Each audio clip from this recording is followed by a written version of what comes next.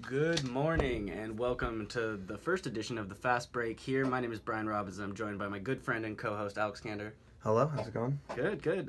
Well, we're fresh off Game 3 of the 2017 NBA Finals here, and just kind of your initial take on the game, what you thought. Obviously, the Warriors won.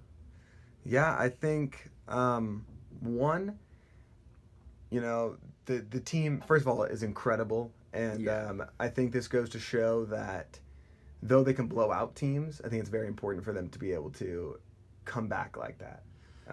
Well, to be able to react to adversity. That's Exactly. a lot of people were talking about. Exactly. The only adversity they'd seen in these playoffs was Game 1 against the Spurs, the first half, until Kawhi went down. But it was good to see Kevin Durant out there in a big-time game, making clutch shots. I think it was huge. I was reading an article from The Ringer this morning, and it just was talking about the last 2 minutes of Kevin Durant's Game 3 defined his legacy. Yeah. And not in a way, obviously it's incomplete, this is year 1, but it's huge for him to go hit a clutch shot like that, and especially pulling up on LeBron James. I agree, and I think it's also so important that I feel like there's been questions as to in the last 2 minutes you have these star players. Is Curry going to take that role? Is Clay going to take that role?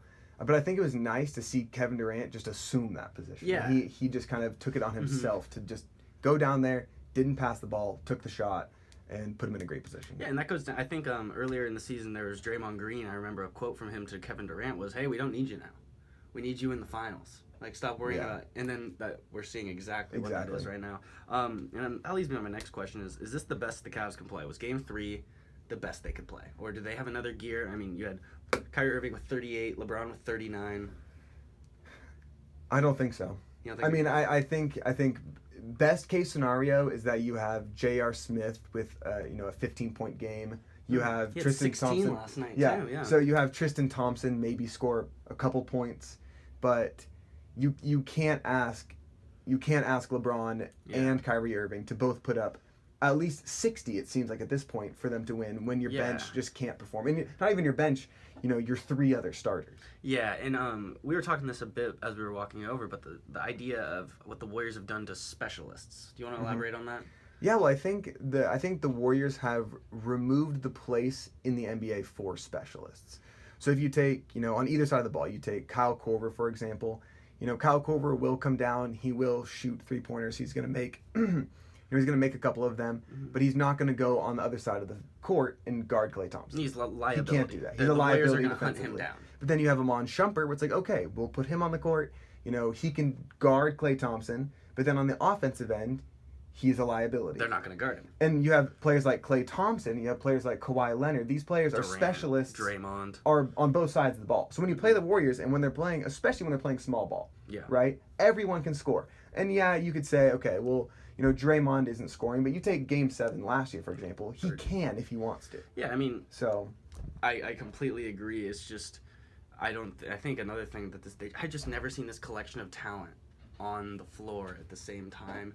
There was a play last night where it was a 3-on-1 fast break with Steph, Durant, and Clay going at I think it was LeBron. Mm-hmm. And Durant, he could have tossed it for a lob. Clay to a wide open 3. Steph just pulled up and buried it. Yeah. And it's kind of unfair. I agree. One thing that a lot of people have been talking about after Durant's last couple of performances is he creeping up on LeBron? I mean, that's premature to say. LeBron is averaging a triple-double in the finals right now, but I don't know. Watching Kevin Durant play, it's like, how could someone be that much better than that? I agree. It's tough. I think, though, you also have to give... I think one thing you have to keep in mind is that, Kevin Durant he is able to come down the floor, and you have, all these people around him that are able to spread the court. Yeah. So I think that needs to be kept in mind. Because when you have LeBron coming down the court, all 5 Warriors are looking at LeBron. I think that's a little different. I think a thing to look at from this is comparing when LeBron was on the Heat and they played those Thunder teams.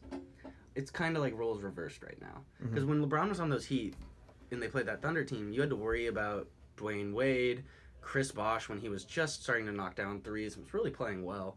And then with Durant, on the other hand, that was a young Westbrook. That was a 6-man Harden. It was all on him. So it's interesting to see the roles reversed. And I agree. It's really kind of, this is an obvious statement, but you're a product of your environment. And so, obviously, if LeBron was on the Warriors this year, I think he would have his most efficient year ever as well. Absolutely. But that's definitely not to blame Kevin Durant at all. Almost running out of time, but let's talk Game 4. Are we going to see a sweep? What do you think? Yeah. Do you think it's close? No. I don't think that. I don't think the Cavaliers have it in them. Especially when you have LeBron saying post game, "I gave everything I could in that game." Mm-hmm.